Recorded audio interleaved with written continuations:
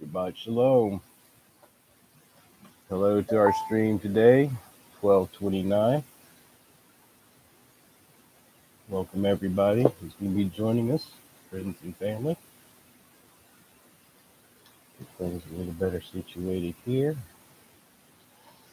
Start out with a little disclaimer. We are reading from texts that are by some considered religious, by others considered merely histories, by some considered fables. This is an open discussion and chat on these topics, which are often hot and debated. Feel free to bring up any ideas you want. Let's please remember to keep this a place where we can exchange ideas calmly and in order. Um, let's do this by not having any personal attacks or name calling or anything like that. That is the only thing we're trying to avoid here. We want to have a free exchange of ideas, adult to adult. Um, I am a Florida cannabis patient. At times during these, you will see me use cannabis as a medicine for my pain. I have both Crohn's and degenerative bone disease, and sitting for long periods often is uncomfortable. Um, but I do not encourage anybody to do so if they are not legally allowed to in your area. MLT, Mr. Bone, Budget Bud, Mr. James Butterson, thanks for joining me here at the start of the program. Today I'm going to read from the tablets of Enki. These tablets are originally, I believe, translated by one Zachariah Stitchin, who then went on to write a book about it. And in his book, he gave a lot of interpretation of what he saw in them, and narrative and stuff like that. These actually, give me just 1 second before I go further. I'm going to make sure I can try to pull up chat on a second device here. I apologize. I should have tried this a minute ago. But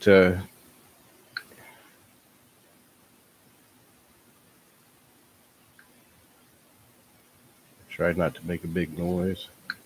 There we go. When I switch to the reading of the text, the chat goes away and the picture and everything. And I want to try to be able to keep track of you guys a little better this week of what's being said. Like I said, you're going to see a lot of similarities in these texts with other religious texts. I'm hoping to show that these stories have been repeated throughout mankind's history and that we've been lied to about our history in some ways. We're going to see that as we begin to realize the ages of some of these documents and all that we're going to be reading.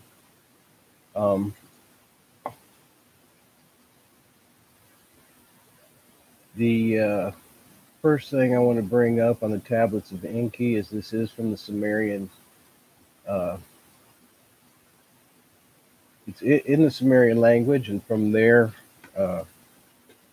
tradition. These tablets were found in the library of Ashurapal. They were originally translated by Zachariah Stitchin. And as I began to mention, let's listen for similarities in other texts that we hear.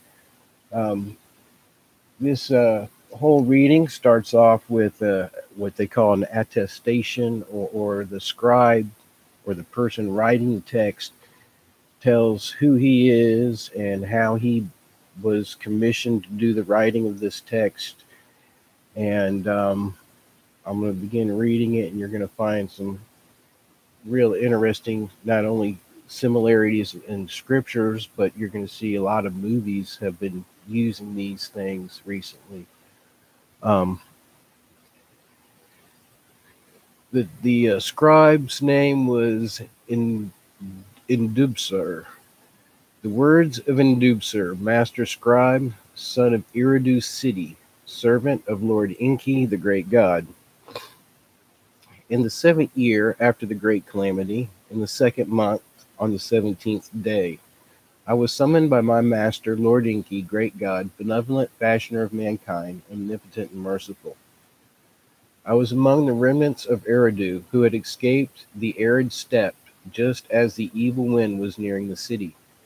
As I wandered off into the wilderness to seek withered twigs for firewood, and I looked up, and behold, a whirlwind came out of the south.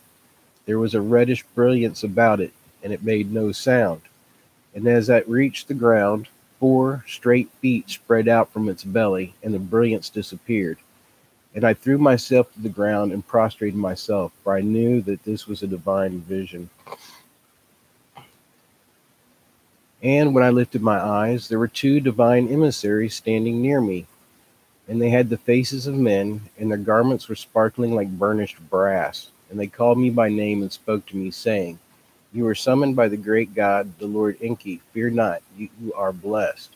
And we are here to take you aloft and carry you unto the retreat in the land of Magan, on the island amidst the river of Magan, where the sluices are." And as they spoke, the whirlwind lifted itself as a fiery chariot and was gone. And they took me by my hands, each one grasping me by one hand. And they lifted me and carried me swiftly between the earth and the heavens, as the eagle soars. And I could see the land and the waters and the plains and the mountains. And they let me down on the island at the gateway of the great god's abode. And the moment they let go of my hands, a brilliance as I had never seen before engulfed and overwhelmed me, and I collapsed on the ground as though voided of spirit of life. My life senses returned to me, as if awakened from the deepest sleep. By the sound of the calling of my name, I was in some kind of enclosure. It was dark, but there was an aura. Then my name was called again, by the deepest of voices, and although I could hear it, I could not tell whence the voice came, nor could I see what it was that spoke. And I said, "Here I am." Then the voice said to me, "Indubsar, offspring of Adapa, I have chosen you to be my scribe, that you write down my words on the tablets."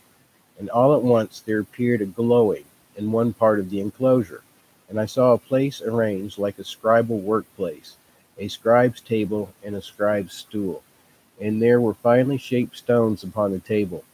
But I saw no clay tablets, nor containers of wet clay. And there lay upon the table only one stylus, and it glistened in the glowing as no reed stylus ever did. And the voice spoke up again, saying, "Indubsar, son of Eridu's city, my faithful servant, I am your lord Enki. I have summoned you to write down my words, for I am much distraught by what has befallen mankind by the great calamity. It is my wish to record the true course of events, to let gods and men alike know that my hands are clean. Not since the great deluge has such a calamity befallen the earth and the gods and the earthlings. But the great deluge was destined to happen.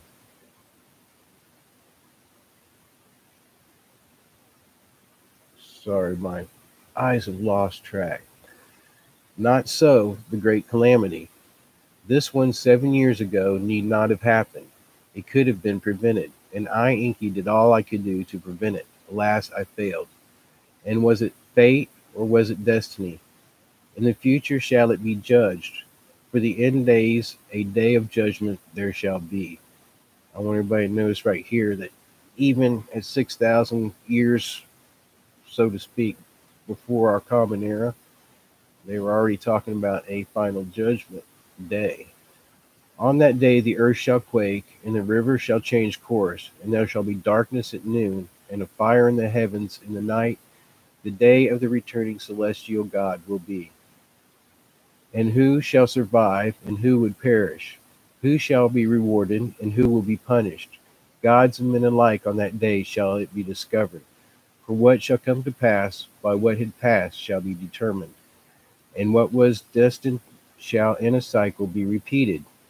And what was fated, and only by the heart's will occurring for good and ill, shall for judgment come. So in other words, your heart's going to be judged at this point. The voice fell silent. Then the great Lord spoke up again, saying, "It is for this reason that I will tell the true account of the beginnings, and of the prior times, and of the olden times.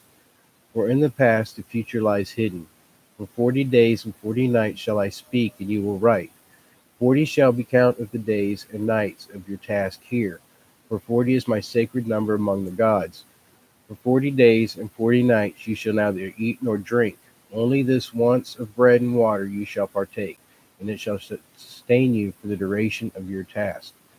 And something I forgot to mention, but backing up that one last paragraph, was the fact that Enki is having the scribe write this tablet as his defense for what happened at this great event that he's going to describe at the time of the great judgment.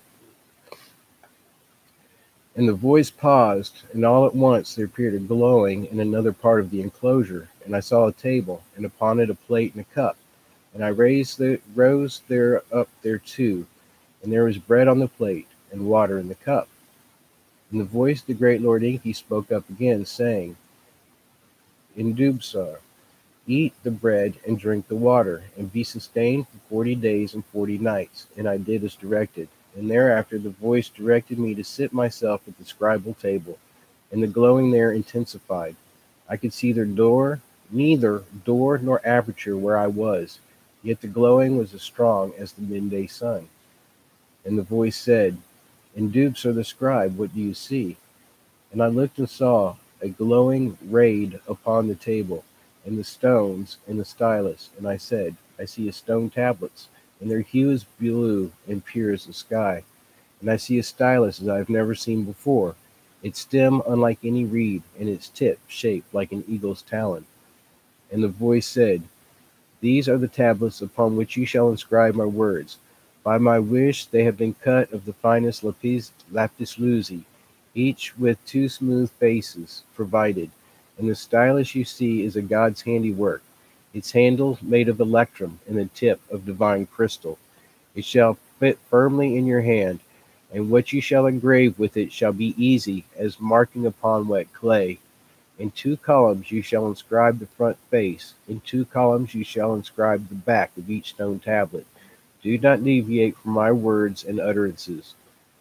And there was a pausing, and I touched one of the stones, and the surface thereof felt like a smooth skin, soft to the touch. And I picked up the holy style, and it felt like a feather in my hand. And then the great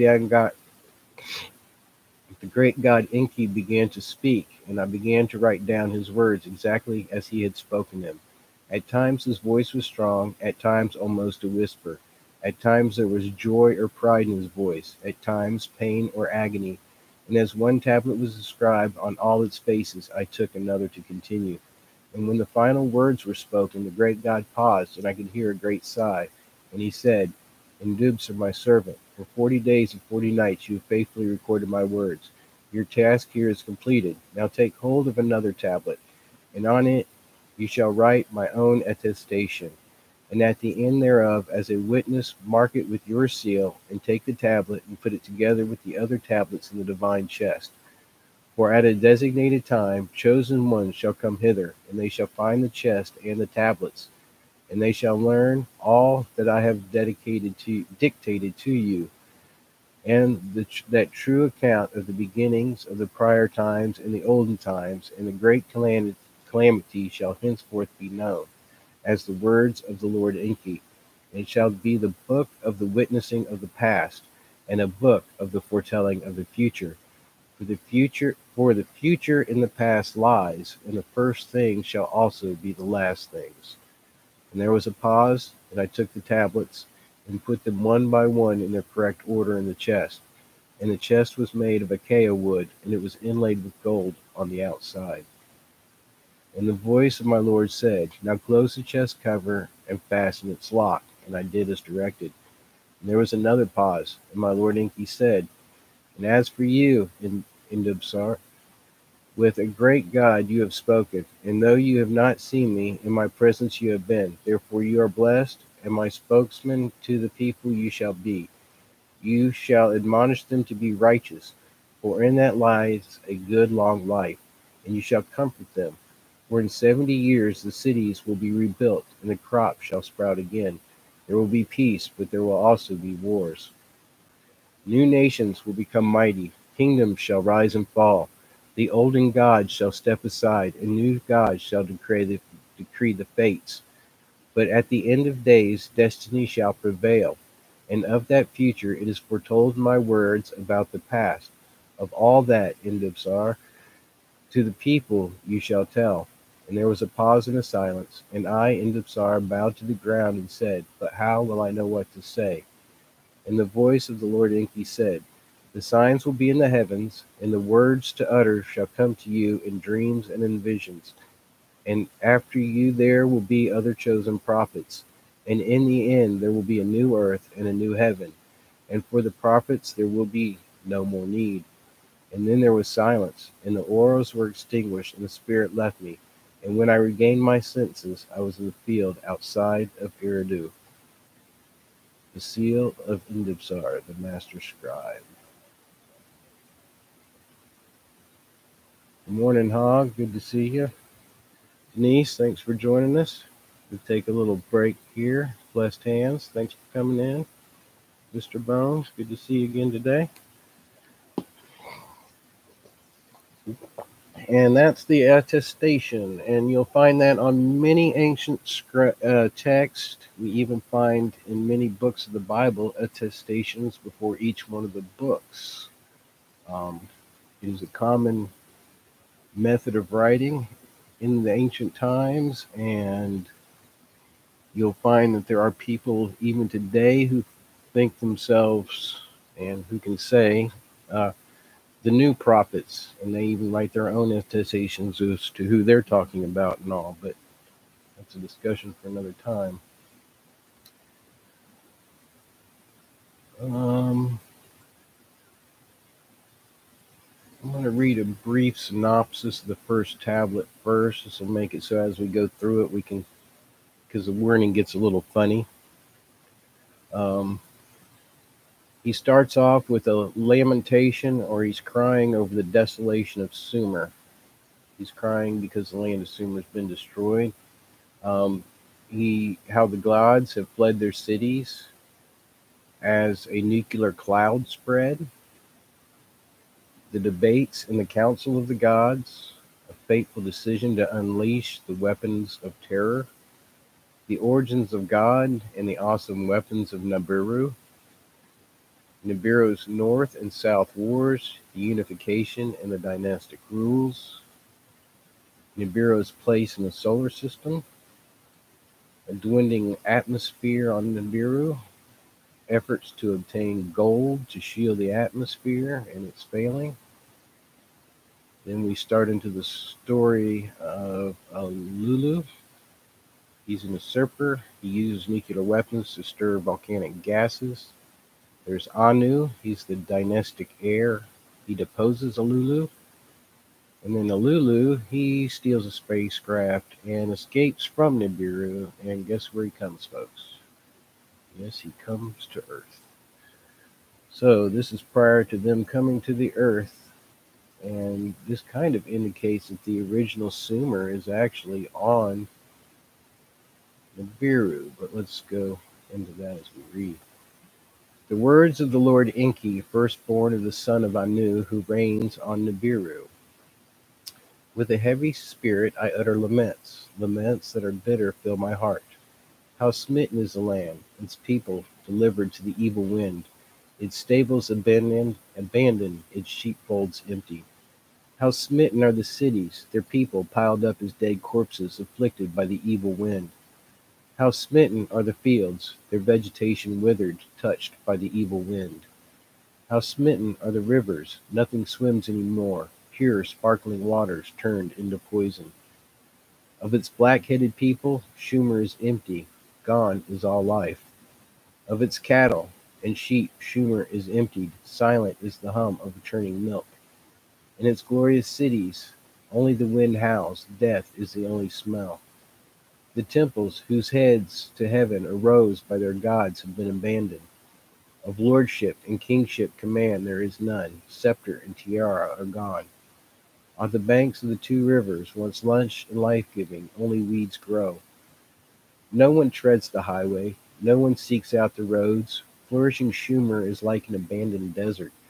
How smitten is the land, home of gods and men. On that land a calamity fell, one unknown to man, a calamity that mankind had never before seen, one that could not be withstood. On all the lands from west to east a disruptive hand of terror was placed. The gods in their cities were helpless as men. An evil wind, a storm born in a distant plain, a great calamity wrought in its path. A death-dealing wind born in the west, its way to the east has made, its course set by fate. A storm devouring as a deluge, by wind and not by water, a destroyer by poisoned air, not by tidal waves overwhelming. By fate, not destiny, was it engineered. The great gods in their council the great calamity had caused. By Enlil and Nishrag it was permitted. I alone for a halt was beseeching. Day and night to accept what the heavens decree I argued to no avail. Ninurta, Enlil's warrior son, and Nergal, my very own son, poisoned weapons in the great plan then unleashed. That an evil wind shall follow the brilliance we do not. They now cry in agony. From the sounds of this, they unleashed a nuclear bomb, not understanding that it was going to create this great fire bomb, which is kind of interesting because the UFO is always showing up in the beginning of what we consider man's nuclear age, trying to tell us to lay off the nukes. That the death-dealing storm born in the west its course to the east shall make. Who could foretell the gods now bemoan? In their holy cities the gods stood disbelieving as the evil wind toward Shumer made its way. One after another the gods fled their cities, their temples abandoned to the wind. In my city Eridu, as the poison cloud approached, I could do nothing to stop it. Escape to the open steppe, to the people I gave instructions.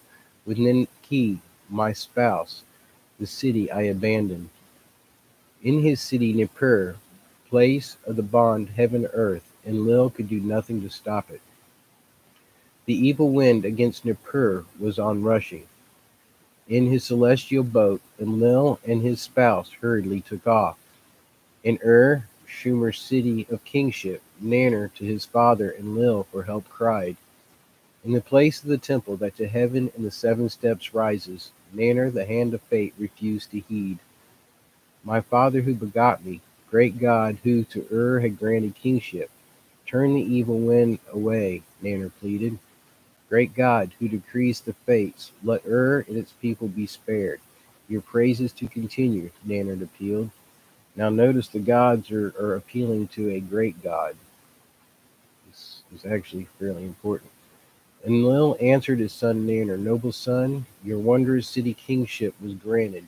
Eternal reign it was not granted. Take hold of your spouse, Ningal. Flee the city. Even I who decree fates, I destiny I cannot bend.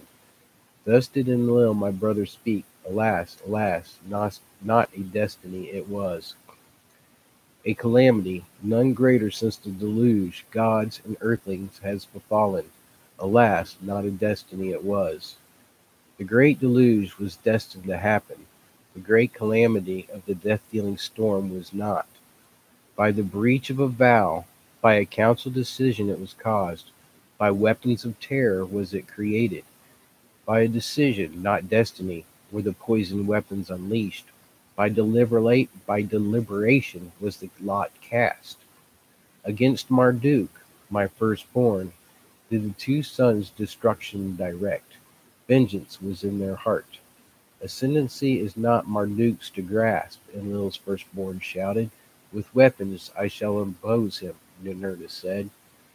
So I'm going to bring out right here that what we have is Enlil's sons are fighting about who's going to succeed him. And we have Marduk, who we also know on Earth as Baal, being the one that the other brother, Nergal, Nergal and Ninurta have aimed nuclear weapons at. Of people he raised an army, Babli as Earth's navel to declare, or Babel as Earth's navel to declare. Nergal, Marduk's brother, so shouted. In the council of the great gods, words of venom were spread. Day and night I raised my opposing voice. Peace I counseled, deploring haste. For the second time the people have raised his heavenly image. Why does opposing continue? I asked, pleading. Have all the instruments been checked? Did not the air of Marduk in the heavens arrive? I once more inquired.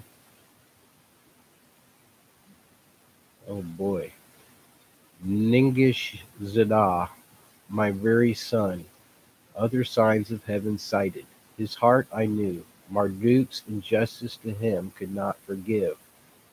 Nanner to Enlil on earth born was unrelenting too. Marduk, my temple in the north city, his own abode made, so he said. Ishkur, Enlil's youngest, punishment demanded. In my lands to whore after him the people he made, he said. Utu son of Nanner, at Marduk's son Nibru his wrath directed. The place of the celestial chariots he tried to seize. Inanna, twin of Utu, was furious of all. The punish of Marduk for killing of her beloved Dumuzi she still demanded. Dumuzi is also Tammuz, and Tammuz is Osiris. So people can understand some of the connections. And Nershag, mother of gods and men, her gaze diverted. Why is not Marduk here? She only said. Gibel, my own son, with gloom replied, Marduk has all entreaties put aside. By the signs of heaven, his supremacy he claims. Only with weapons will Marduk be stopped. Ninurta, Enlil's firstborn, shouted. Utu, about protecting the place of the celestial chariots, was concerned. In Marduk's hands it must not fall, so he said. Nergal, lord of the lower domain, ferociously was demanding, let the olden weapons of terror for obliteration be used. At my own son I gazed in disbelief, for brother against brother, the terror weapons had been forsworn. Instead of consent, there was silence. In the silence, Enlil opened his mouth. Punishment there must be. Like birds without wings, the evildoers shall be. Marduk and Nibru of the heritage are depriving. Let them of the place of the celestial chariots be deprived. Let the place be scorched to oblivion, Ninurta shouted. The one who scorches, let me be. Excited, Nergal stood up and shouted, let the evildoer cities also be upheavaled. The sinning cities let me obliterate. Let the annihilator my name thereafter be. The earthlings by us created must not be harmed. The righteous with the sinners must not be perished, I forcibly said. Ninarsag, my creating helpmate, was consenting. The matter is between the gods alone to settle. The people must not be harmed. Anu from the celestial abode to the discussion was giving much heed. Anu, who determines fates from his celestial abode, his voice made heard. Let the weapons of terror be this once used. Let the place of the rocket ships be obliterated. Let the people be spared. Let Ninurta the scorcher be. Let Nergal be the annihilator. So did Enlil the decision announce. To them, a secret of the gods I shall reveal. The hiding place of the terror weapons to them I shall disclose. The two sons, one mine, one his, to his inner chamber Enlil summoned. Nergal, as he went by me, his gaze averted. Alas, I cried out without words, brother has turned against brother. Are the prior times fated to repeat? A secret from the olden times to them Enlil was revealing, the weapons of terror to their hands entrusting. Clad with terror, with a brilliance they are unleashed. All they touch to dust, a heap they turn. For brother against brother on earth they were forsworn. neither region to effect. Now the oath was undone, like a broken jar in useless pieces. The two sons, full of glee, with quickened step from Enlil's chamber emerged, for the weapons departing. The other gods turned back to their cities. None of his own calamity had a foreboding. Now this is the account of the prior times, and of the weapons of terror. Before the prior time was the beginning. After the prior time were the olden times. In the olden times, the gods came to earth and created the earthlings.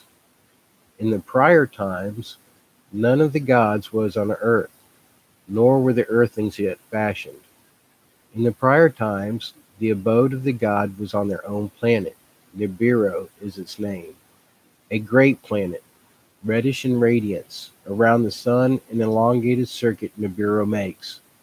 For a time, in the cold is Nibru engulfed, for a part of its circuit by the sun strongly is it heated. A thick atmosphere Nibru envelopes, by volcanic eruptions constantly fed. All manner of life in this atmosphere sustains. Without it, there will be only perishing. In the cold period, the inner heat of Nibiru it keeps about the planet, like a warm coat that is constantly renewed. In the hot period, it shields Nibiru from the sun's scorching rays. In the midst rains it holds and releases, to lakes and streams giving rise. Lush vegetation our atmosphere feeds and protects. All manner of life in the waters and on the land to sprout it caused. After aeon of time, our own species sprouted, by our own essence an eternal seed to procreate. As our numbers grew, to many regions of Nibiru our ancestors spread. Some tilled the land, some four-legged creatures shepherded.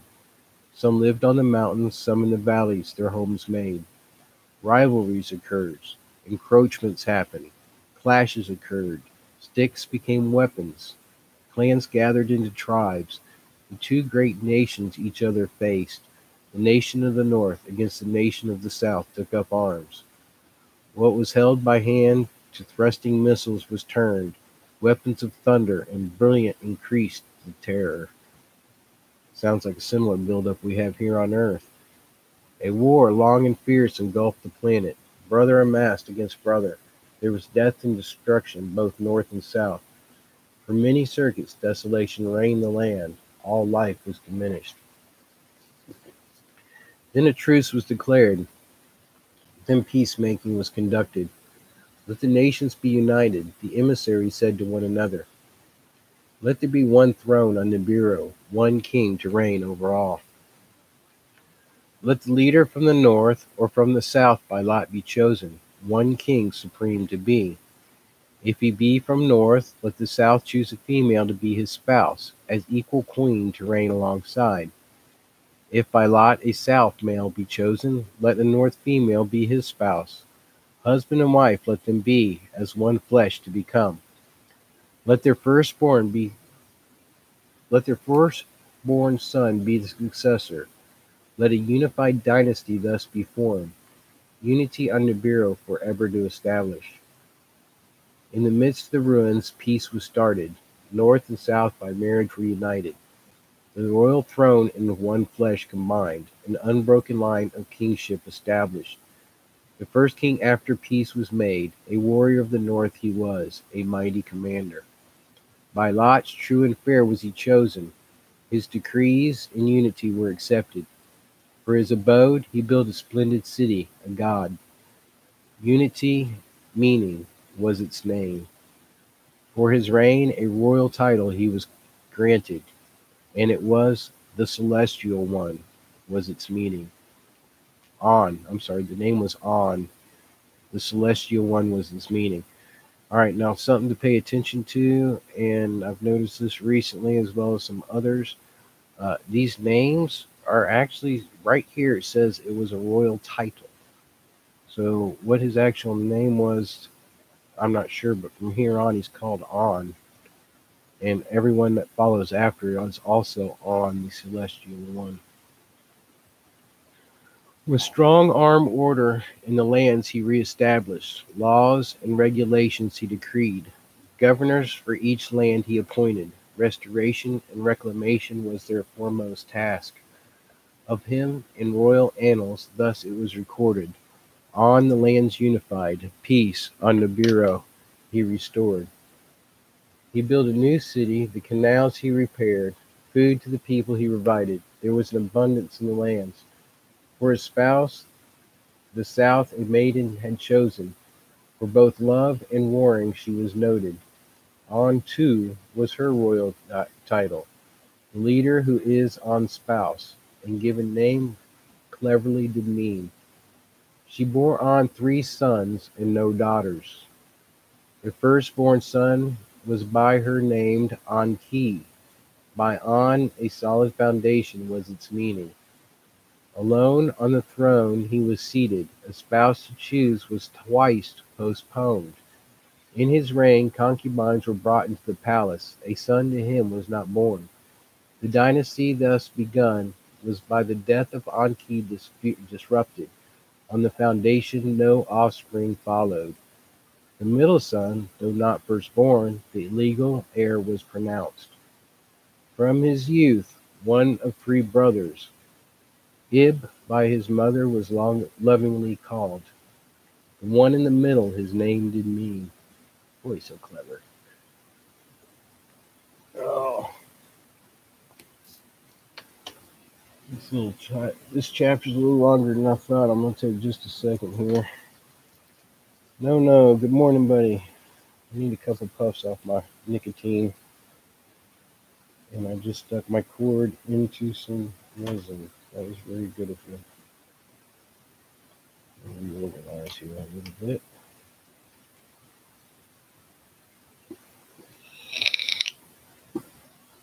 Yeah, probably crackled in your ears. Sorry about that.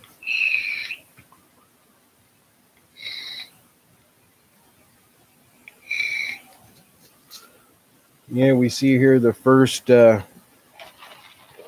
actually a order or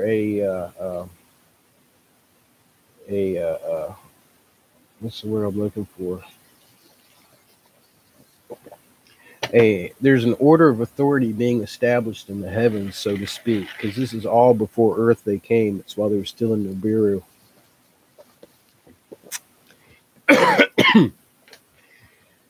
Kings and queens and princes, and we see similar problems to what happens on Earth. A line or a rule of line is set up as to what it's going to be, and then immediately almost it can't be fulfilled because a greater force has interrupted it.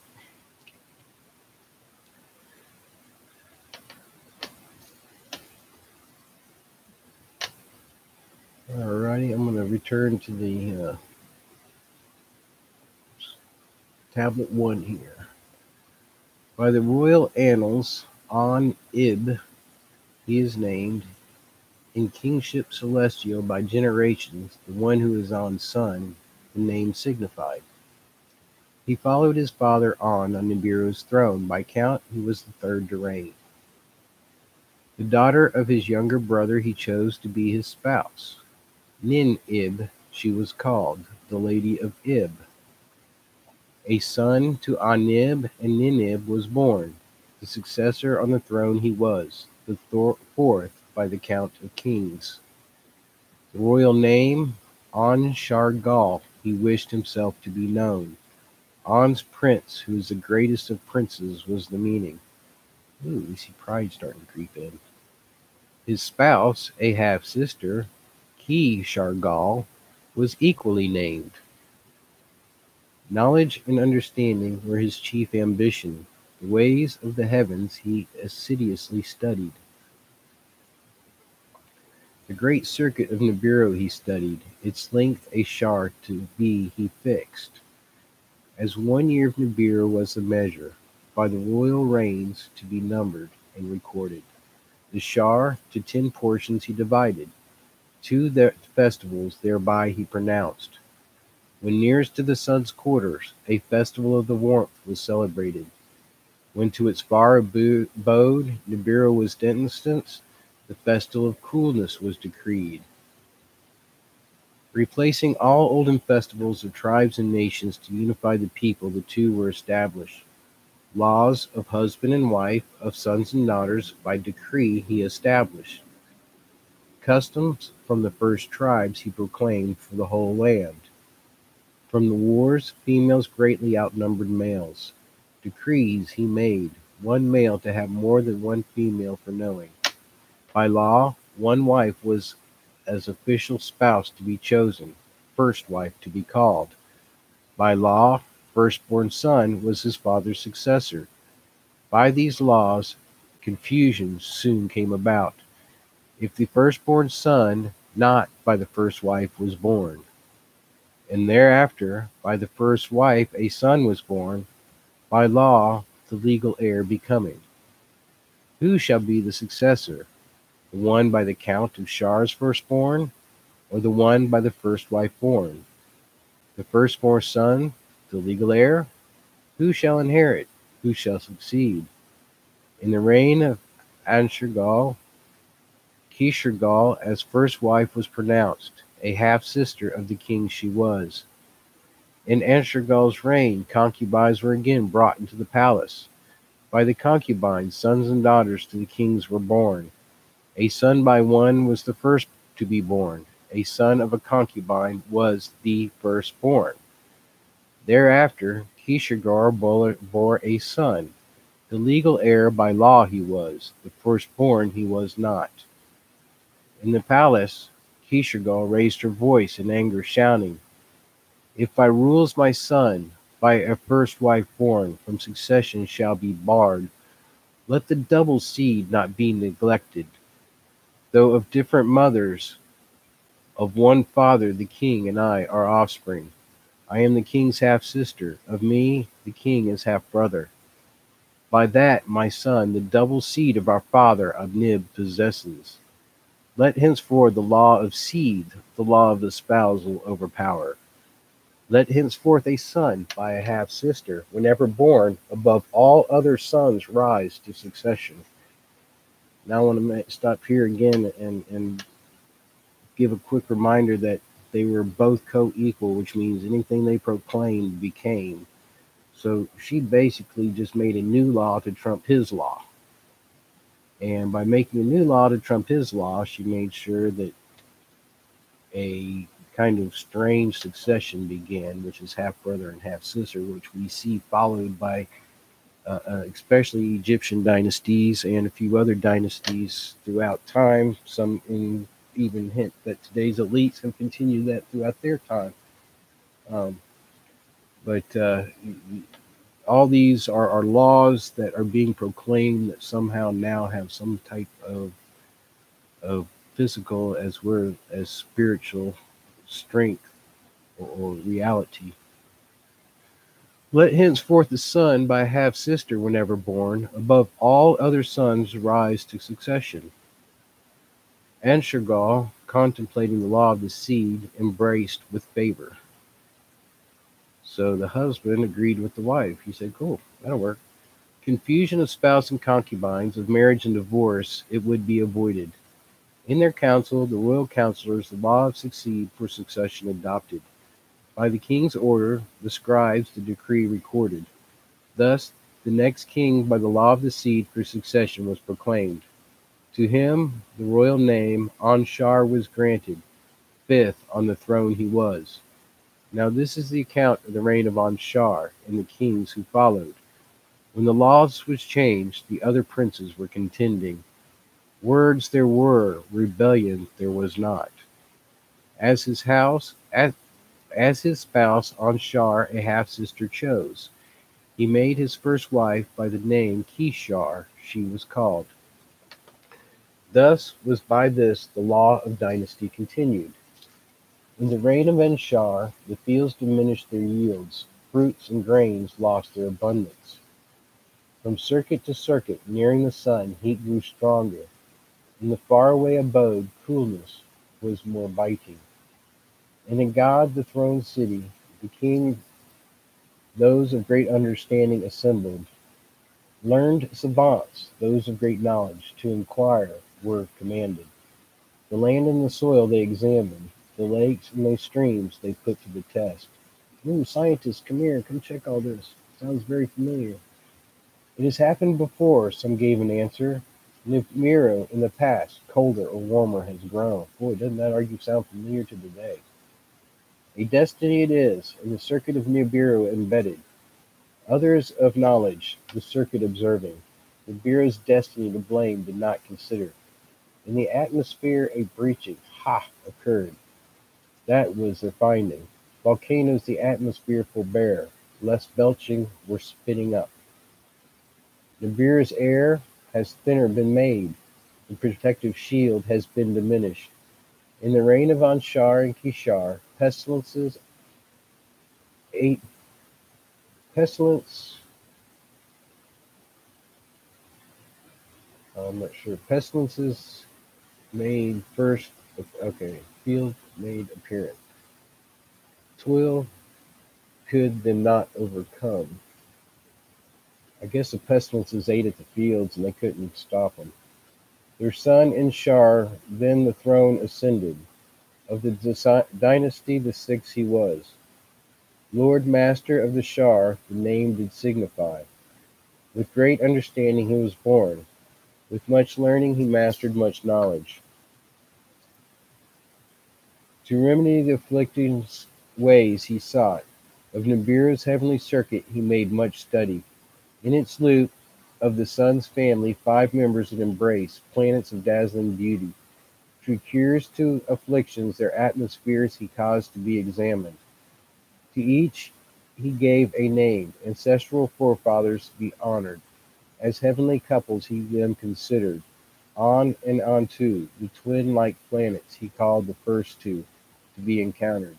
Beyond in Nibiru's circuits were Anshar and Kishar in their size the largest. And I believe these are Mars and Earth and Jupiter and Saturn, if I remember right. This is as Nibiru is flying into our solar system. As a messenger Gaga among the others coursed, sometimes first Nibiru to meet. 5 in all were Nibiru's heavenly greeters as the sun it circled. Beyond like a boundary the hammered bracelet the sun encircled. So we have here already the hammered bracelet, and what many people think of the asteroid field is already in place. And that's going to be important when we read even older texts, which talk about what made the hammered bracelet. Mr. Dev, thanks for joining us. As a guardian of heaven's forbidden region, with havoc, it protected. Okay, the hammered bracelet protected the region around the sun. Other children of the sun, 4 in number, and the intrusion of the bracelet shielded. The atmosphere the 5 greeters and Shar set out to study. So no, I'm wrong. The first 2 are Neptune and Uranus. Then it was Saturn and Jupiter. Then we have the hammered bracelet. Now we're coming into the 5 inner planets. In its repeating circuit, the 5 in Nibiru's loop carefully were examined. What atmosphere they possessed by observation in the celestial chariots they intensely were examined. The findings were astounding, the discoveries confusing. From circuit to circuit, Nibiru's atmosphere more breaching suffered. In the councils of the learned, cures were avidly debated. Ways to bandage the wound were urgently considered. A new shield to embrace the planet was attempted. All that was thrust up back to the ground came down. In the councils of the learned, the belching volcanoes were studied. That's funny. They put chemtrails up and it all filtered back to the ground. Imagine that. If we could just read our stuff from the past, we wouldn't be repeating the same idiot procedures. The atmosphere by belching volcanoes having been created, its wound by their diminished belching had become to be. Let with the invention new belching be encouraged. Let volcanoes spew again, one savant group was saying. How to feat achieve, with what tools more belching to attain, none the king could inform. In the reign of Inshar, the breach in the skies grew bigger, rains were withheld, winds blew harder, springs from the depths did not arise. In the lands there was an accusation, the breasts of the mothers were dry. In the palace there was distress, an accusation therein to cold. As his first wife, Inshar, the half sister, did espouse, by the law of seed abiding. Inshar she was called, bear, bearer of the Shar's lady, a son she did not bear. By a concubine to Inshar a son was born, the firstborn son he was. By Nishar, first wife and half sister, a son was not brought forth. By the law of succession, the concubine's son, the throne ascended, the seventh to reign he was. Okay, so now we have the first one, not a bloodline, of direct bloodline. And what we're also seeing here is a straying farther and farther from the original decree by the Lord of Heaven that a king from the north always be coupled with one from the south, or vice versa. So they're basically stealing the authority to themselves by interbreeding and by creating new laws. Um, Anyways, this is something I'm noticing as we're going on, something I haven't noticed before. Du'uru was his royal name. In the dwelling place fashion was its meaning. In the house of concubines, not in the palace, was he indeed conceived. As his spouse was a maiden, from his youth, beloved Du'uru chose, by love, not by seed, a first wife he selected. Oh, so now we have him also not only not following divine creeds and divine laws, he's now deciding to go with heart instead of rule, which is very interesting. This is a theme we see throughout a lot of movies. Follow your heart over what you're supposed to do as rule. Um, anyways, I find that interesting. Dauru was her royal name. She who is by my side was the meaning. In the royal court, confusion was rampant. Sons were not heirs, wives were not half sisters. In the land, suffering was increasing. The fields forgot their abundance. Among the people, fertility was diminished. Now, some people who read these texts see a direct unification of the suffering of the land between the breaking of the rules. I'll just make that as a commentary piece in here. The further and farther they got away from the divine decree, the worse the suffering became on their planet. In the land, suffering was increasing. The fields forgot their abundance. Among the people, fertility was diminished.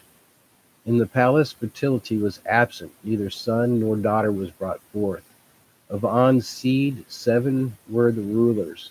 Then of his seed, the throne was dry. Daru a child at the palace gateway found. As a son she embraced him. Daru in the end, as a son him adopted. Legal heir him decreed. Lama, meaning dryness, was his given name. So now we have an heir ascending who's not even of the royal throne line or blood. In the palace the princes were grumbling. In the council of the counselor there were complaints. In the end, Lama, the throne ascended. Though not of An's seed, he was the 8th to reign. In the councils of the learned, to heal the breach there were 2 suggestions. One was to use a metal, gold was its name. On Nibru it was greatly rare. Within the hammered bracelet it was abundant. It was the only substance that to the finest powder could be ground. Lofted high to heaven suspended it could remain. Thus, with replenishments, the breach it could heal, protection make better. Let celestial boats be built, let a celestial fleet the gold to Nibiru bring over. Let weapons of terror be created was the other suggestion, weapons that the ground shake loose and that the mountains split asunder. With missiles the volcanoes to attack, the dormant sea to bestir, they'll belching to increase. So there's 2 ideas. One, let's blow up the volcanoes with some bombs, and the other is let's go get some gold and sprinkle it in the atmosphere since everything else ain't working. The atmosphere to replenish, the breach to make disappear. For decision Lama was too feeble. What choice to make he knew. One circuit Nibiru completed. to Shar's Nibru to count continued. In the fields, action was not yet diminished. By volcanic belching, the atmosphere was not repaired. A third Shar passed. A fourth was counted. Gold was not obtained. In the land, strife was abundant. Food and water were not abundant. In the land, unity was gone. Accusations were abundant. In the royal court, savants were coming and going. Counselors were rushing in and rushing out. The king to their words paid no attention. Counsel from his spouse he only sought. Lahama was her name. If destiny it be, let us beseech the great creator of all. To the king, she said. And I want everybody to notice right here that we have our first reference to the great creator of all. Beseeching, not actings, provide the only hope. In the royal court the princes were astir. At the king's accusations were directed. Foolishly, unreasoning, greater calamities instead of cure he brought forth. From the olden storehouses weapons were retrieved. Of rebellion there was much speaking. A prince in the royal palace was the first to take up arms. By words of promise the other princes he agitated. Alulu was his name. Let Larma be the king no more, he shouted. Let decision supplant hesitation. Come, let us unnerve the king in his dwelling. Let him the throne abandon. The princes to his words gave heed. The gate of the palace they rushed. To the throne room, its entrance restricted, like onrushing waters they went. To the tower of the palace the king escaped. Alulu was him pursuing. In the tower there was a struggle. Lahama fell down to his death. Lahama is no more, Alulu shouted. The king is no more, with glee he announced. To the throne room Alulu rushed. On the throne he himself seated. Without right or counsel, a king he himself pronounced. So here we have the first one by rebellion usurping leadership from a celestial authority. We might find some of these names repeated later. In the land unity was lost. Some by the death of Lama rejoiced. Other by Alulu's deeds were saddened. Now this is the account of the kingship of Alulu and of the going to earth. In the land unity was lost. About the kingship many were aggrieved. In the palace princes were agitated. In the council counselors were distraught. From father to son succession from on the throne continued. Even Lama the eighth, by adoption a son was proclaimed. Was Alulu, was he a legal heir? Was he a firstborn? By what right did he assert? Was he not a king's slayer? Before the seven who judge, Alulu was summoned, his fate to consider. Before the seven who judge, Alulu spread his pleas. Though neither legal heir nor son firstborn, of royal seed indeed he was. Of Anshirgal am I descended, before the judges he claimed. By a concubine, my ancestor to him born, Alam was his name. By the count of Shars, Alam was the firstborn, the throne to him belonged. By conniving, the queen his rights put aside. The law of seed from naught she created. For her son the kingship he obtained. Alarn of the kingship she deprived. To her son instead it was granted. By descent of Alarn's generations I continued. The seed of Anshirgal is within me. The seven who judged to Alulu word gave heed. To the council of counselors they passed the matter, truth or falsehood to ascertain. The royal annals of the House of Records were brought forth. With much care they were read. Now remember, we're talking about an ancient time, and they're bringing forth a record of an even more ancient time. Let's begin to see that we're having repeating things here. This is happening over and over and over. We're bringing forth an annal of a previous time and what had happened. We're looking for clues. On and on to the first royal couple were 3 sons and no daughters to them were born. The firstborn was Enki. He died on the throne. He had no offspring. The middle son in his stead the throne ascended. Anim was his name. Ashurgal was his firstborn. The throne he ascended.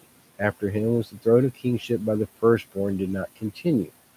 The law of succession by the law of seed was supplanted. A concubine's son was the firstborn. By the law of seed of kingship he was deprived. The kingship instead of Kishargal's son was granted. Her being a half-sister of the king was the reason. Of the concubine's son, the firstborn, the annals made no record. Of him I am descended. The Lulu to the counselors cried out. By the law of succession to him kingship belonged, and by the law of succession to kingship I am now entitled. With hesitation, the counselors of the Alulu an oath of truth demanded. Alulu swore the oath of life or death. As king, the council him considered. They summoned the elders. They summoned the princes. Before them the decision was pronounced. From among the princes a young prince stepped forward. About the kingship words he wished to say. Succession must be reconsidered. To the assembly he said, though neither firstborn by the queen a son, of pure seed am I descended, the essence of On in me is preserved, by no concubine diluted. The counselor heard the words with amazement. The young prince to step closer they summoned. They asked for his name. It is Anu, as my forefather On am I named. They inquired about his generation. Of On's 3 sons he them reminded. Enki was the firstborn. Without son or daughter he died. Anib the middle son, instead of Enki, the throne he ascended. Anib the daughter of the younger brother took to be wife. From them onward the succession is in the annals recorded. Who was that younger brother, the son of On, and Antu, one of the purest seed? The counselors with wonderment looked at each other. Enuru was his name, Anu to them announced. He was my great ancestor. His spouse, Ninuru, was my half-sister. Her son was firstborn. Anama was his name.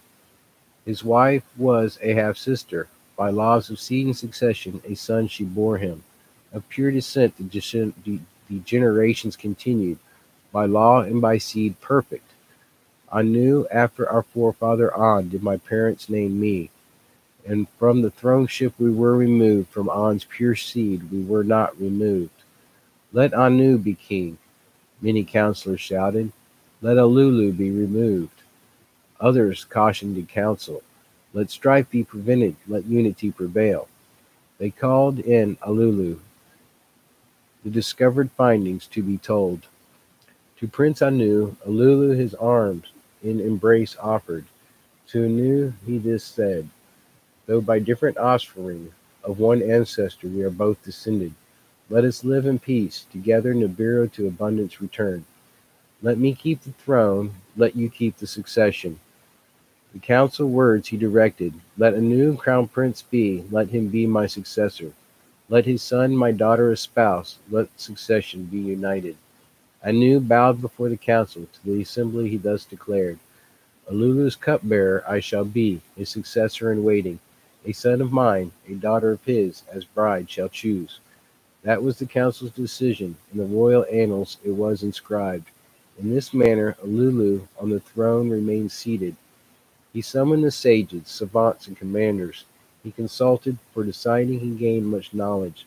Let celestial boats be constructed, he decided. To seek gold in the hammered bracelet, he decided. By the hammered bracelets the boats were crushed. None of them returned. Let the weapons of terror of the bowels of Nibru be cut open. Let volcanoes again erupt, he then commanded. With weapons of terror, skyborne chariots were armed. With terror missiles from the skies were volcanoes struck. The mountains swayed. The valleys shuddered. A great brilliance with thunder exploded. In the land there was much rejoicing. Of abundance there was expectations. In the palace, Anu was for Alulu the cupbearer. He would bow at Alulu's feet, setting the drinking cup in Alulu's hand. Alulu was a king. Anu as a servant by him was treated. In the land, rejoicing receded. Rains were withheld. Winds blew harder. The belching by volcanoes did not increase. The breach in the atmosphere did not heal. In the heavens, Nibru its circuits kept cursing. From circuit to circuit, heat and cold grew harder to suffer. The people of Nibru ceased to revere their king. Instead of release, misery he caused. Alulu on the throne remained seated. The strong and wise Anu foremost among the princes, was standing before him. He would bow to Alulu's feet, setting the drinking cup in Alulu's hands. For 9 counted periods, Alulu was king of Nibiru. In the 9th Shar, Anu gave battle to Alulu. To hand-to-hand combat with bodies naked, Alulu he challenged. Let the winner be king, Anu said. They grappled with each other in a public square. Doorposts trembled and walls shook. Alulu bent his knee to the ground. He fell on his chest. Alulu in combat was defeated. By acclaim, Anu was hailed as king. Anu to the palace was escorted. Alulu to the palace did not return. From the crowds he stealthily escaped. Of doing like Lahama, he was fearful. Unbeknownst to others, to the place of the celestial chariots he hurriedly went. Into a missile-throwing chariot Alulu climbed. Its hatch behind him he closed. The foremost chamber he entered. The commander's seat he occupied. That which shows the way he lit up. With blue aura the chamber filling. That which shows the way is like a radar system according to what we think. The firestones he stirred up. Their hum like music was enthralling. The chariot's great cracker he enlivened. A reddish brilliance it was casting. Unbeknownst to others, the celestial boat, Alulu from Nibiru, escaped. To snow-hued earth, Alulu set his course. By a secret, from the beginning he chose his destination. And that, folks, is the beginning of 14 tablets. Some are shorter than others, that being tablet 1. And that is how they left Eridu and headed for Earth. Alulu being a disgraced king on Eridu. The people hating him because their planet is continuing to fall into ruin because every time it circles the sun, it gets worse and worse. Now, in our time period, that 1 Shar is equal to 3,600 Earth years, according to what many believe the interpretation is, and that Eridu and Nibiru being the same. Take a break here for a minute, gentlemen. OG the Hemp Man, thanks for joining. Richard F. I see somebody saying hi to Uncle Surf. Did I miss Uncle Surf in here? If so, hello. I appreciate everybody's joining us and listening. I know these can get long. You can listen anytime. I plan on posting them so that we can go week to week and kind of listen to the stories. Start seeing where some of our stories come from, because literature repeats itself as much as history does. Take a minute here. Say cheers to everybody.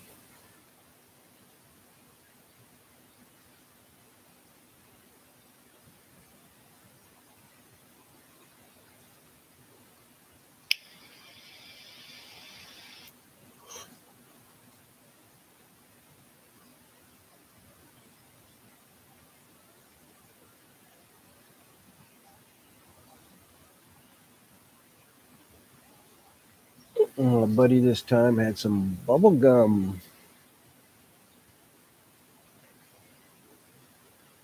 It's really good.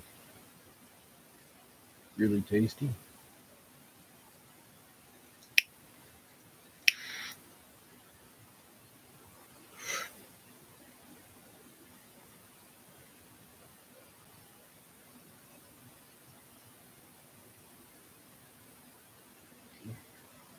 And I'm guessing from my list of people in here that Richard F. must be an Uncle Surf, maybe? I don't know. Just trying to follow this chat back to see where he snuck in. I do appreciate everybody that's here. For all the thumbs up. There's one more here and a couple more drags off the nicotine.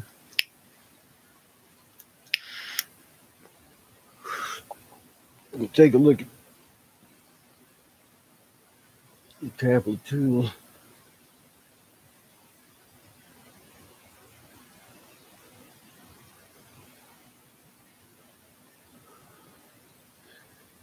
In our second tablet, we're going to see Lulu flying his nuclear-armed spacecraft. He set his course to Kai, which is the seventh planet, or from the outside, that would be Earth. He expects to find gold on Earth.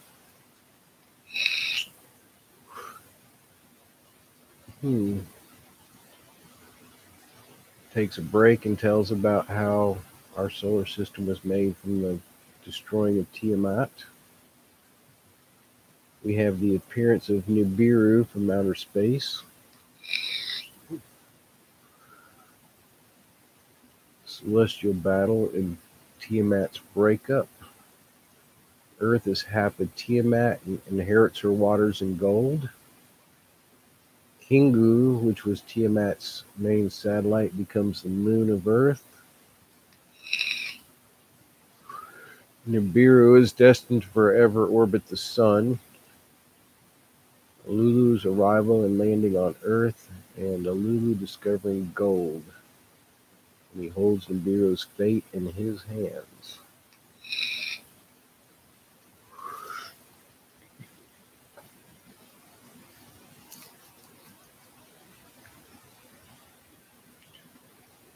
Let's start in here. On the second tablet, the snow-hued Earth, Lulu set his course. But secret from the beginning, he chose his destination. To regions forbidden, Lulu made his way. No one has gone there before. No one at the hammered bracelet, a crossing, had attempted. A secret from the beginning, Lulu's course he has determined. The fate of Nibiru in his hands it placed, by a scheme his kingship to make universal. On Nibiru exile was certain, there death itself was chancing. In his scheme, risk was in the journey. Eternal glory of success was the reward. Riding like an eagle, Lulu the heavens scanned. Below, Nibiru was a ball in a voidness hanging. Alluring was its figure, its radiance emblazoned in surrounding heavens. Its measure was enormous, its belching fire blazed forth. Its life-sustaining envelope, its hue a redness was like a sea churning. In its midst the breach was distinct, like a darkened wound. He looked down again, the wide breach turned into a small tub. He looked again, Nibiru's great ball turned into a small fruit. The next time he looked, the wide dark sea Nibiru disappeared. Remorse the heart of Lulu grasped, fear held him in its hands. Decision to hesitation returned. To halt in his tracks Lulu considered. Then from audacity to decision he returned. 100 leagues, 1,000 leagues the chariot was coursing, 10,000 leagues the chariot was journeying. In the wide heavens darkness was the darkest. In the faraway distant stars their eyes were blinking. More leagues Lulu traveled, then a sight of great joy he met his gaze. In the expanse of the heavens, the celestial's emissary was greeting. Little Gaga, the one who shows the way. By its circuit Lulu was greeting, to him a welcome extending. With a leaning gait, before and after the celestial Antu, it was destined to travel. To face forward, to face backward, with the two facings was it endowed. Its appearance at first to greet Lulu as a good omen he at once considered. By the celestial gods he is welcomed, so was his understanding. In his chariot Lulu followed Gaga's path, to the second god of the heavens it was directing. Soon celestial Antu, its name by King Anshar was given, and the deep darkness was looming. Blue as pure waters was her hue, of the upper waters she was the commencement. Lulu by the sight beauty was enchanted, To course at a distance, he continued.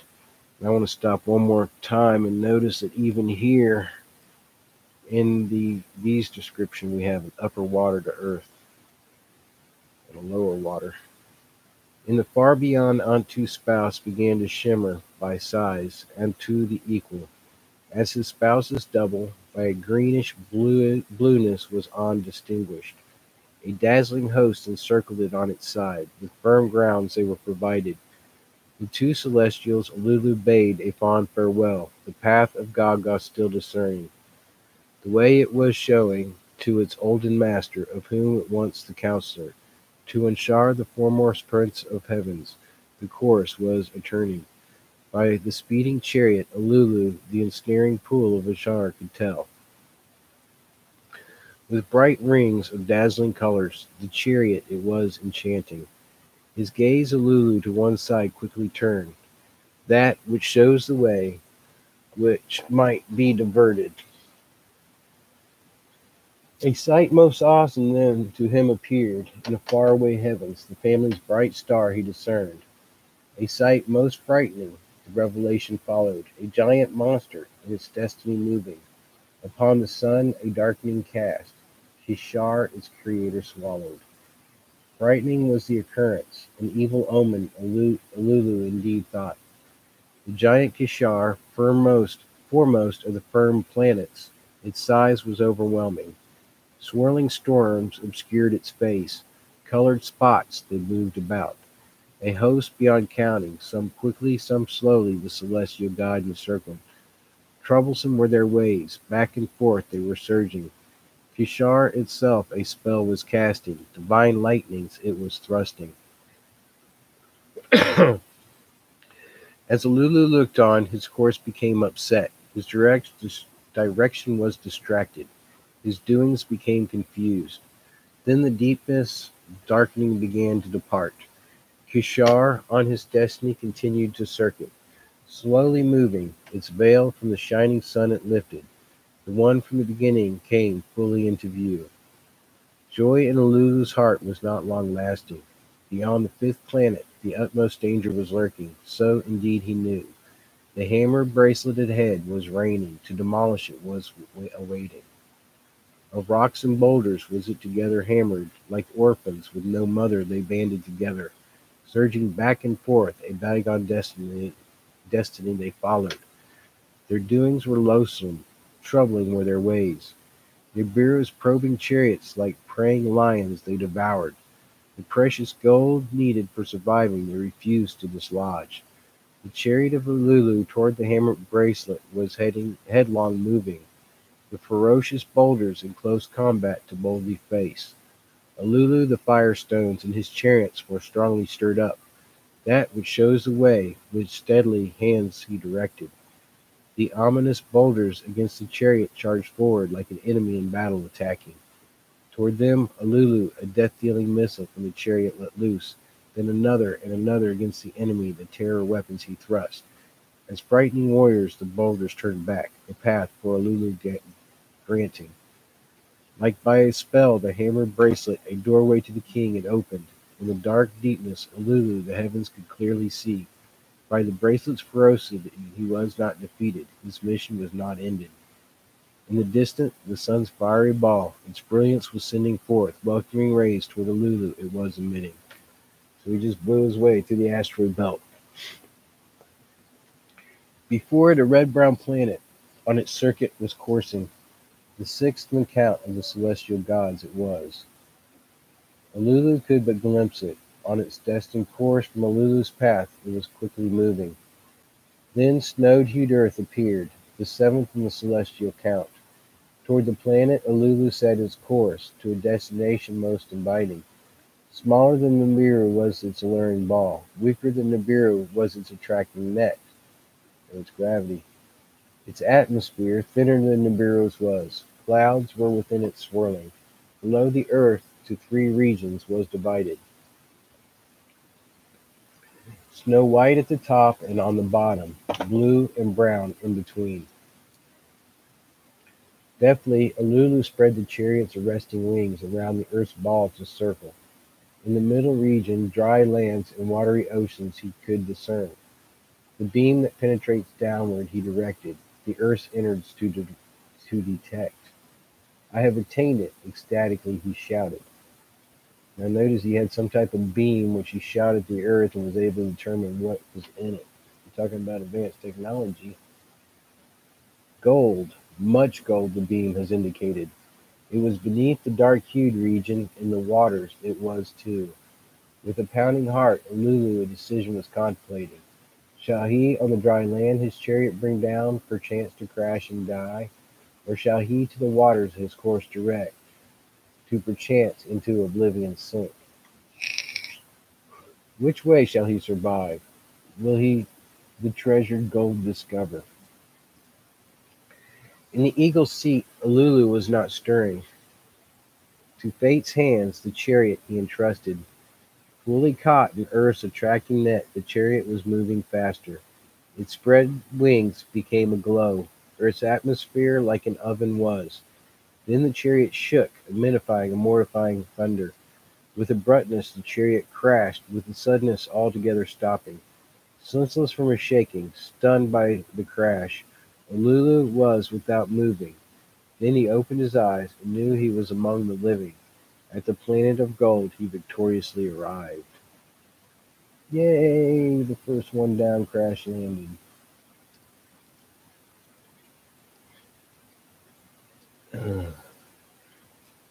Zakal, or Zakai, thanks for joining today.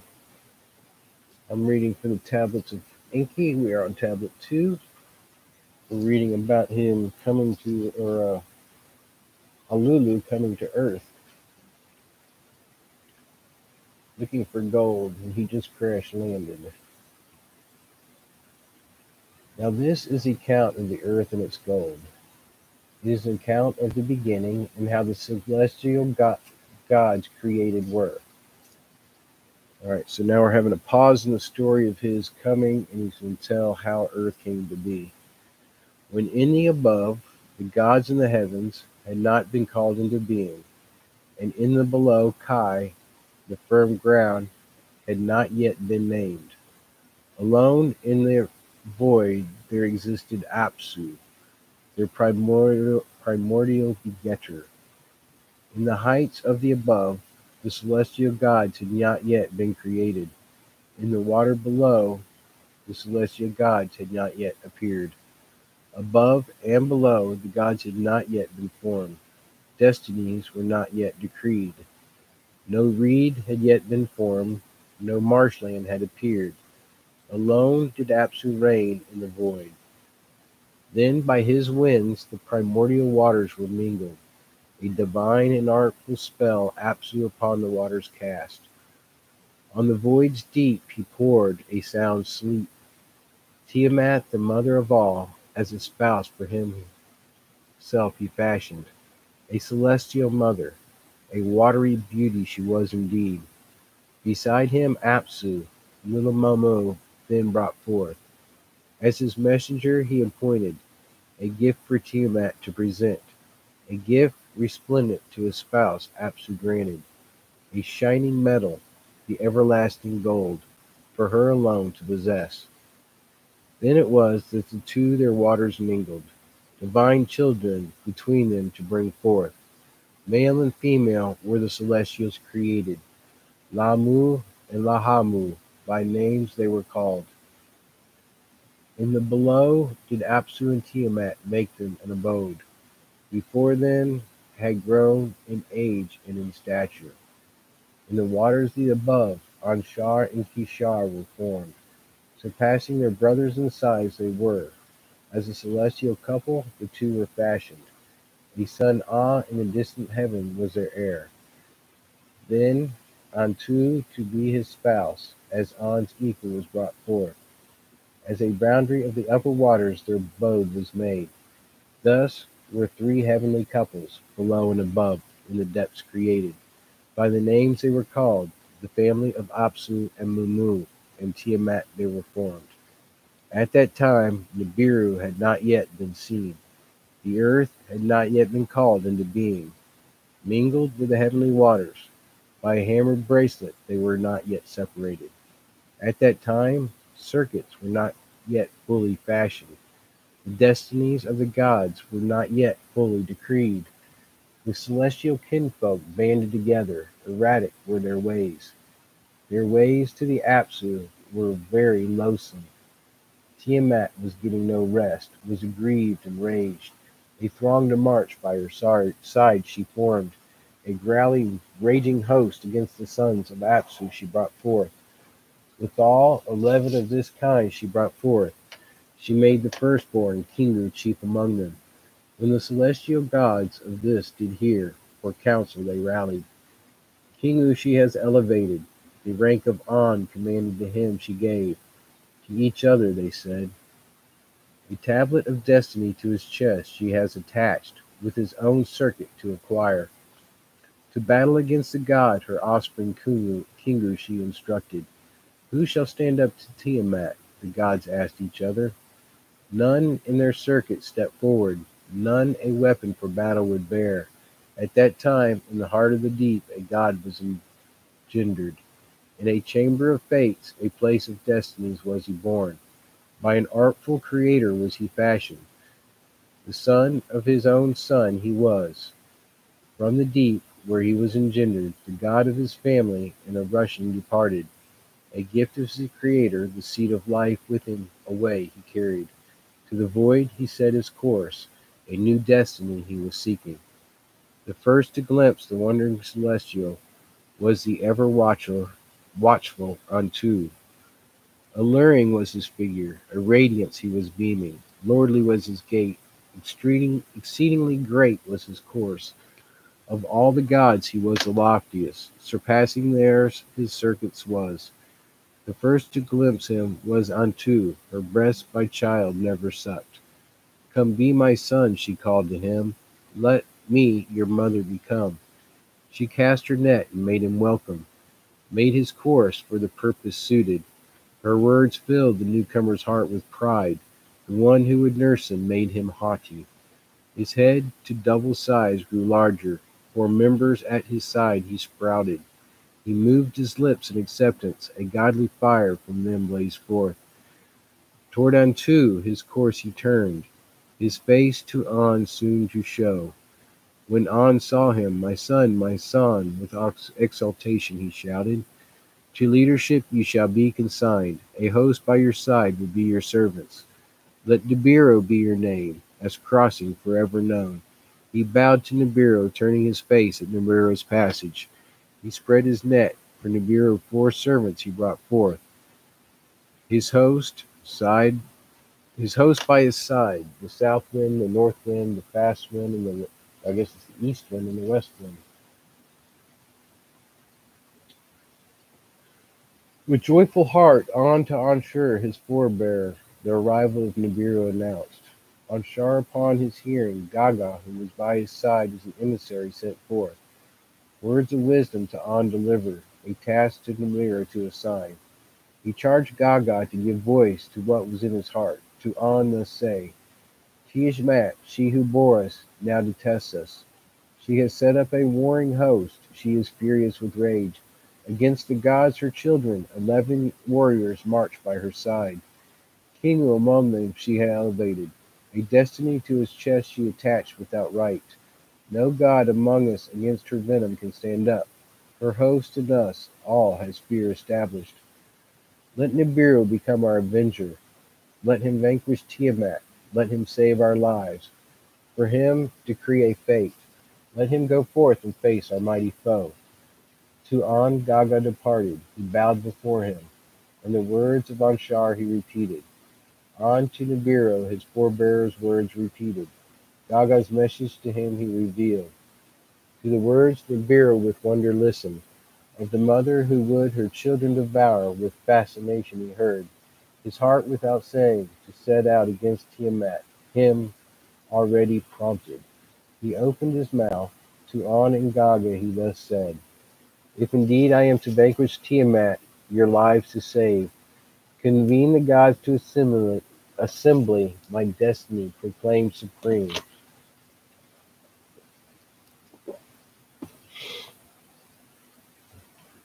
Let all the gods agree in council to make me their leader, bow to my command. When Lamu and Lahamu heard this, they cried out with anguish.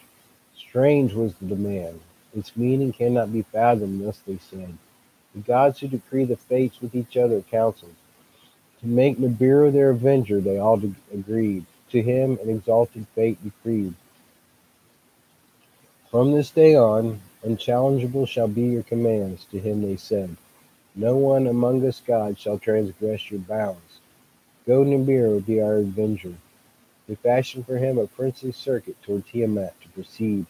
They gave Nibiru blessings, they gave Nibiru awesome weapons. And Shar, 3 more winds of Nibiru brought forth, the evil wind, the whirlwind, and the matchless wind. Kishar with a blazing flame filled his body, a net to enfold Tiamat therewith.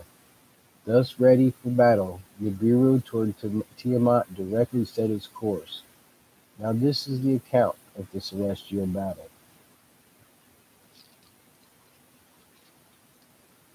Okay, take and have another little break here, guys. I had an uncomfortable night.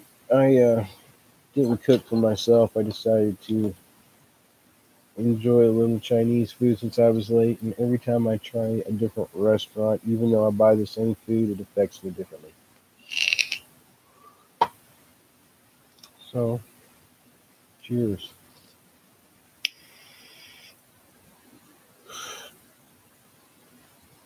I'm going to pause right here to note about this the formation of our solar system, so to speak. Here we have a quote-unquote battle of celestial gods or planets amongst each other, and yet we have the very same story repeated that we see happening within the kingship of Tiamat. I mean, within the kingship of those on Nibiru. This is a repeating circle of battle, a heavenly war that continually goes on and on. Uh-oh. There we go.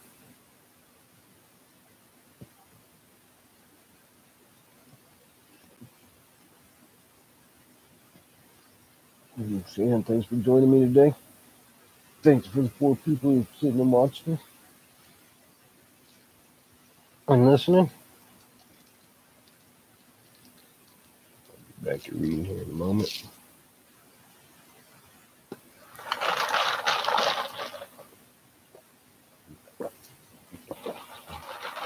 I take kratom and it's mixed in with my drink, but I'm not drinking it fast enough.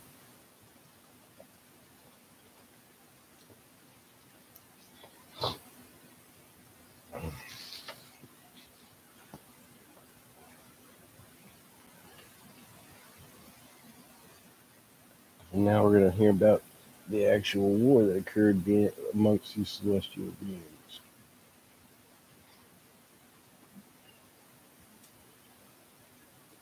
Now, this is the account of the celestial battle and how the earth had come to be, and of Nibiru's destiny. The Lord went forth, his fated course he followed. Toward the raging Tiamat he set his face, and spell with his lips he uttered. As a cloak for protection, he the pulsar and the emitter put on. With a fearsome radiance his head was crowned. On his right he posted the smiter, on his left the repeller he placed. The 7 winds, his host of helpers, like a storm he set forth. Toward the raging Tiamat he was rushing, clamoring for battle. The gods thronged about him. Then from his path they departed. To scan Tiamat and her helpers alone he was advancing, the scheme of Kingu, her host commander, to conceive. When he saw vigilant Kingu, blurred became his vision. As he gazed upon the monsters of his direction, his direction was distracted. His course became upset. His doings were confused. Tiamat's band tightly encircled. With terror they trembled. Tiamat to her roots gave a shudder. A mighty roar she emitted. On Nibiru she cast a spell, engulfed him with her charms. The issue between them was joined. The battle was unavoided. Face to face they came, Tiamat and Nibiru. Against each other they were advancing. They for battle approached. They pressed on for single combat. The Lord spread his net to encompass her as he cast it. With fury Tiamat cried out. Like one possessed she lost her senses. The evil wind which he had behind him, Nibiru drew forward. In her face he let it loose. She opened her mouth in the evil wind to swallow, but could not close her lips. The evil wind charged her belly. Into her innards it made its way. Her innards were howling. Her body was distended. Her mouth opened wide. Wow, guys, that's kind of crazy because it's like cosmic particles went through to the core, causing the planet to expand, opening up mouths wide open and all kinds of stuff. Sounds very familiar. Through the opening, Nibiru shot a brilliant arrow, a lightning most divine. And those of you who have studied Velikovsky and the electric universe, that sounds like plasma. It pierced her innards, her belly it tore apart. It tore into her womb and split apart her heart. Having thus subdued her, her life breath he extinguished. The lifeless body Nibiru surveyed, like a slaughtered carcass Tiamat now was. Beside their lifeless mistress, her 11 helpers trembled with terror. In Nibiru's net they were captured. Unable they were to flee. Kingu, who by Tiamat was made the host chief, was among them. The Lord put him in fetters. To his lifeless mistress he bound him. He wrested from Kingu the tablets of destiny, unrightly to him given, stamped it with his own seal, fastened the destiny to his own chest. The others of Tiamat's band as captives he bound. In his circuit he then ensnared them. He trampled them underfoot, cut them up to pieces. He bound them all to his circuit. To turn around he made them, backward to chorus. From the place of the battle Nibiru then departed, to the gods who had him appointed the victory to announce. He made a circuit about Apsu, to Kishnar, an Anshar-like journey. Gaga came out to greet him. As a herald to the others he then journeyed. Beyond, on and onto, Nibiru to the abode of the deep proceeded. The fate of lifeless Tiamat and of Kingu he then considered. To Tiamat, whom he had subdued, the Lord Nibiru then returned. He made his way to her, paused to view her lifeless body, to artfully divide the monster in his heart, lie. To view her lifeless body, to artfully divide the monster in his heart lie was planning. Then, as a muscle, into two parts he split her. Her chest from her lower parts he separated. Her inner channels he cut apart. Her golden veins he beheld with wonder. Trotting upon her hinder part, the Lord her upper part completely severed. The north wind his helper, from his side he summoned. To thrust away the severed head, the wind he commanded, in the void to place it. Nibiru, wind upon Tiamat then hovered, sweeping upon her gushing waters. Nibiru shot a lightning. To north wind he gave the signal. In a brilliance was Tiamat's upper part to a region unknown carried. With her the bound Kingu was also exiled. On the severed part a companion to be. The hinder part's fate Nibiru then considered. As an everlasting trophy of battle he wished it to be, a constant reminder in the heavens, the place of the battle to enshrine. With his mace the hinder part he smashed into bits and pieces. Then he strung them as a band to form a hammered bracelet. Locking them together as a watchman he stationed them, a firmament to divide the waters from the waters. The upper waters above the firmament from the waters below it he separated. Artful works Nibiru thus fashioned. The Lord then crossed the heavens to survey the regions. From the Apsu's quarter to the abode of Gaga he measured the dimensions. The edge of the deep Nibiru then examined. Toward his birthplace he cast his gaze. He paused and hesitated. Then to the firmament, the place of the battle, slowly he returned. Passing again in Apsu's region of the sun's missing spouse, he thought with remorse. He gazed upon Tiamat's wounded half, the upper half part he gave attention. The waters of life for bounty from the wounds were still pouring. Her golden veins Apsu's rays were reflecting. The seed of life, his creator's legacy, Nibiru then remembered. When he trod on Tiamat, when he split her asunder, to her the seed he surely imparted. He addressed words to Apsu, to him thus saying, with your warming rays, to the wounds give healing. Let the broken part new life be given. In your family as a daughter be, let the waters to one place be gathered. Let firm land appear. By firm land let her be called. Kai, henceforth her name to be. Apsu to the words of Nibiru gave heed. Let the earth join my family. Kai, firm land of the below. Let earth her name henceforth be. By her turning let there be day and night be. In the days my healing rays to her I shall provide. Let Kingu be a creature of the night, to shine at night to shine at night I shall appoint him. Earth's companion, the moon forever to be. Nibiru, the words of Apsu with satisfaction heard. He crossed the heavens and surveyed the regions. To the gods who had him elevated he granted permanent stations. Their circuits he destined that none shall transgress nor fall short of each other. He strengthened the heavenly lots, gates on both sides he established, an outermost abode if he chose for himself, beyond Gaga were its dimensions. The great circuit to be his destiny he beseeched Apsu for him to decree. And the gods spoke up from their stations, let Nibiru's sovereignty be surpassing. Most radiant of God he is, let him truly the son of the sun be. From his quarter Apsu gave his blessing. Nibiru shall hold the crossing of the heaven and earth. Crossing shall be his name. The gods shall cross over, neither above nor below. He shall hold the central position. The shepherd of the gods he shall be.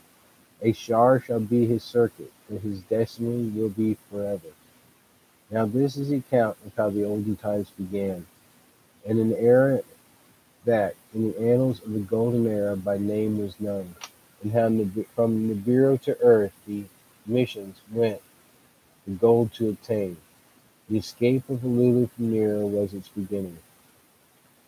With great understanding was Ululu endowed, much knowledge he by learning acquired.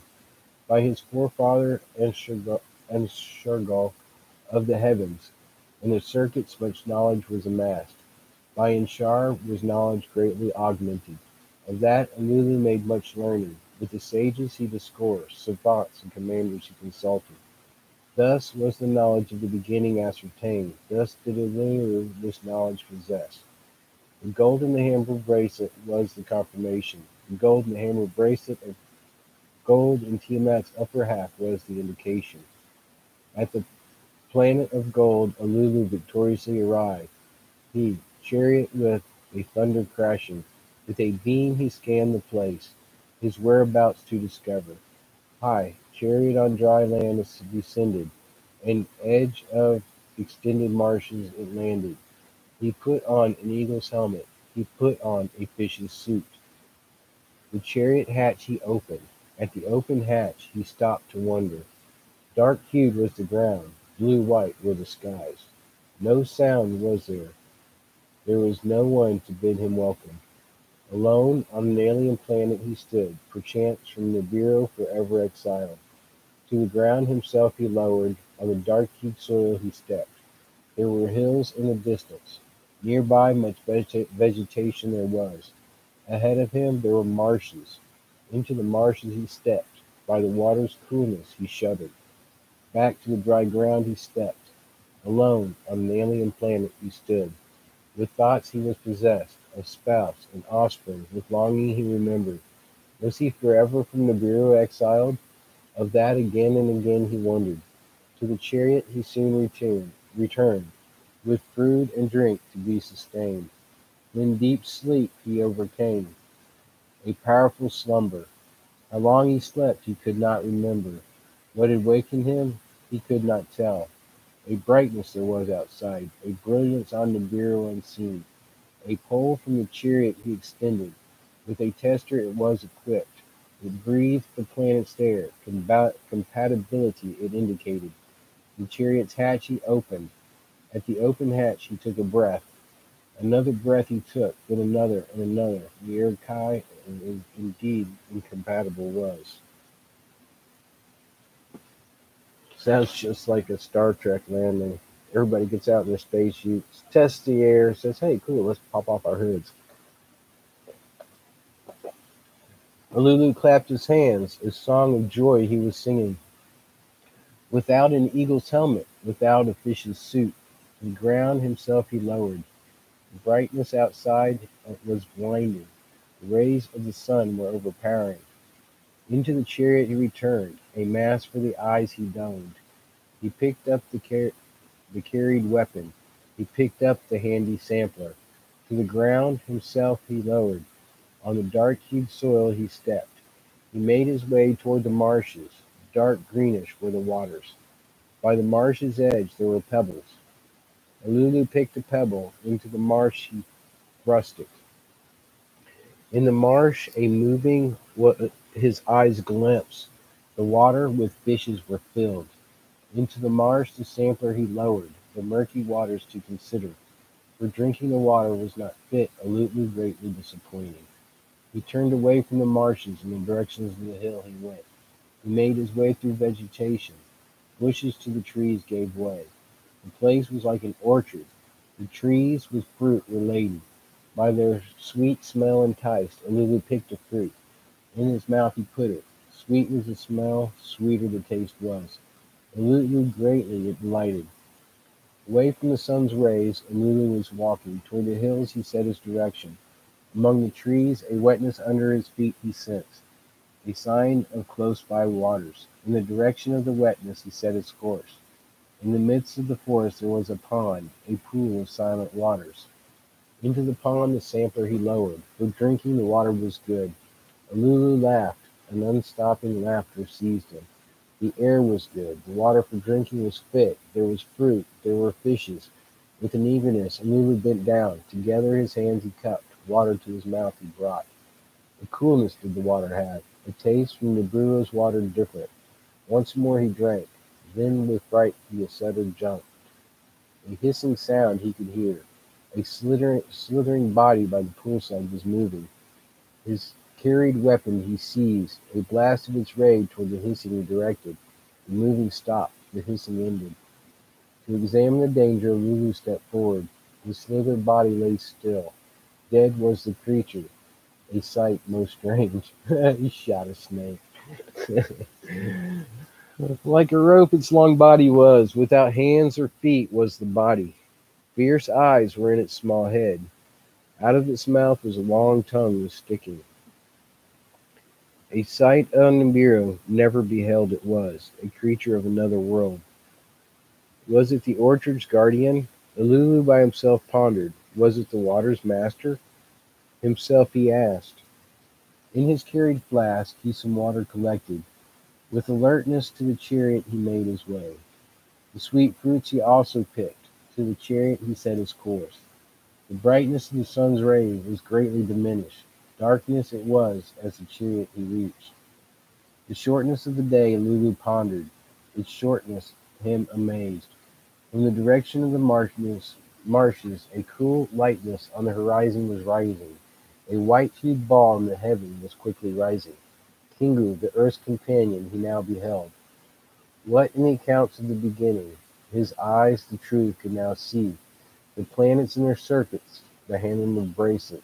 He, the earth, and Kingu its moon. All created were. All by names were called. In his heart Alulu knew one more truth a beholder needed. The gold, the means of salvation to be found, was needed. If truth be in the beginning tales, if by the waters the golden veins of Tiamat were washed, in the waters of Ki, its cut off half, gold must be found. With hands unsteady, Lulu the tester from the chariot pole dismantled. With trembling hands the fish's suit he donned, and fast arriving daylight eagerly awaiting. At daybreak the chariot he exited, to the marshes he quickly stepped. Into deeper waters he waded, the tester into the waters he inserted. Its illuminated face he eagerly watched. In his chest his heart was pounding. The water's contents was the tester indicating, by symbols and numbers its findings disclosing. Then Lulu's heartbeat stopped. There's gold in the waters, the tester was telling. Unsteady on his legs, Lulu stepped forward. Deeper into the marshes he made his way. Again the tester into the waters inserted. Again the tester gold announced. A cry of triumph from Lulu's throat emanated. Nibru's fate in his hands now was. Back to the chariot he made his way. The fish's suit off he took. The commander's seat he occupied. The tablets of destiny that knows all the circuits he enlivened. To Nibru's circuit to find a direction. The speaker of words he stirred up. Toward Nibru the words to carry. He had a radio. Then toward Nibru words he uttered. Thus he was saying. The words of the great Lulu to Anu on Nibru he directed. On another world I am. The gold of salvation I have found. The fate of Nibru is in my hands. To my conditions you must give heed. And that, folks, is the end of tablet number 2. So he finds his way to Earth. He uses a lot of stuff which sounds like new scientific things we have now. And he finds drinkable water, breathable air, and the gold that he needs for Nibru. And he turns the radio toward Nibru and he says, all right, I found the gold. Now this is the conditions. And that's where we enter into chapter 3. I'm going to take a little minute here. We got 5 in here listening right now. How many people want to listen to another tablet? And how many people would like to take a break for next week? We're looking at going on just about 2 hours. And I started this with the kids. Some of these stories were real interesting, and we went until we couldn't stand it. And some of them were so boring that you'll see what I mean when we get to them. You read it and try to get through them.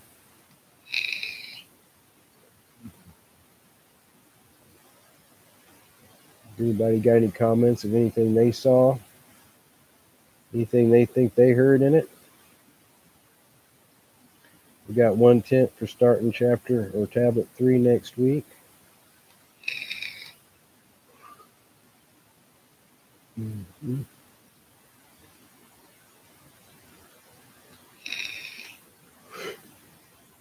A couple quick things I want to point out is the fact that in the middle of the story of our prehistory, it stops to tell of another prehistory. PA, thanks for being here and listening today, buddy. Looks like everybody's with MLT on this. Sounds good. Anybody want to add anything to what we heard, or any thoughts? Anything sounded interesting and want me to look up or follow up this week?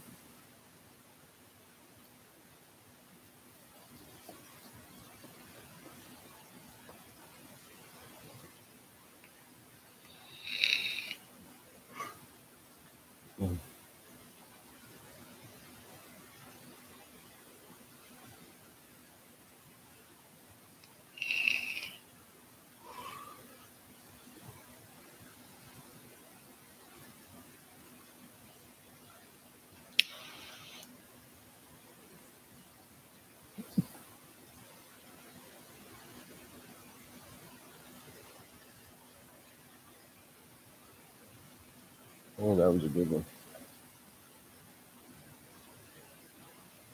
It took the pain away.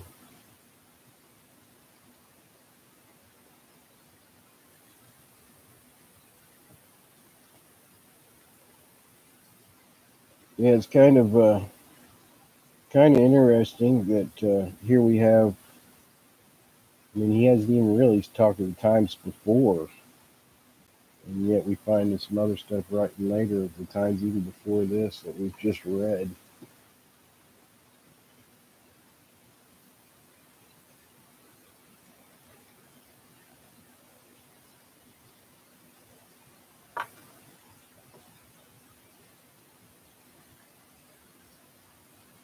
Well, everybody, I think me and my daughter are going to take a walk this afternoon up at the bird sanctuary. It was over in Palmetto at some point. She stayed home with me today, and we'll be running our nature walk from there.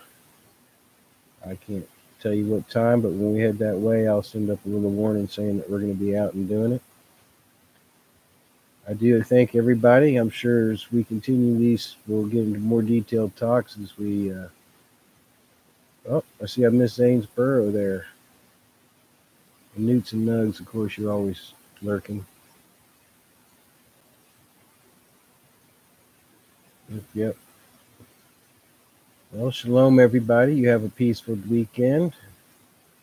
As you have your days, find some time to rest, some time to relax and reflect on things. Look forward to talking to y'all later.